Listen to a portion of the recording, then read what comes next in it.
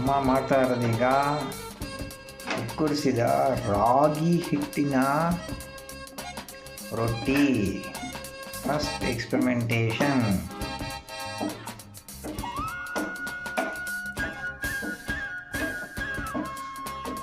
ಒಂದು ಲೋಟ ನೀರಿಗೆ 1 ಲೋಟ ರಾಗಿ ಹಿಟ್ಟು ಹಾಕ್ಬಿಟ್ಟು ಒಂಚೂರು ಬಿಸಿ ಆದ ತಕ್ಷಣ ಉಪ್ಪು ಎಣ್ಣೆ ಹಾಕಿ ಉಕ್ಕರಿಸ್ಕೊಂಡು ಚೆನ್ನಾಗಿ ಲಟ್ಟಿಸ್ಕೊಂಡು ಮಾಡಿದ್ರೆ ಫಸ್ಟ್ ಕ್ಲಾಸ್ ಆಗಿರೋ ಉಪ್ತಾ ಇರೋ ರಾಗಿ ರೊಟ್ಟಿ ತಯಾರು. ಜೀವನದಲ್ಲಿ ಮೊದಲನೇ ಬಾರಿ ಉಕ್ಕರಿಸಿರೋ ರಾಗಿ ರೊಟ್ಟಿ, ಸಾಫ್ಟ್ ರಾಗಿ ರೊಟ್ಟಿ ಬಾಣಲೆಯಿಂದ ತವದಿಂದ ಈಗ ಪ್ಲೇಟ್ಗೆ ಬರುತ್ತೆ. ಬಾಣಲೆಯಿಂದ ತಟ್ಟೆಗೆ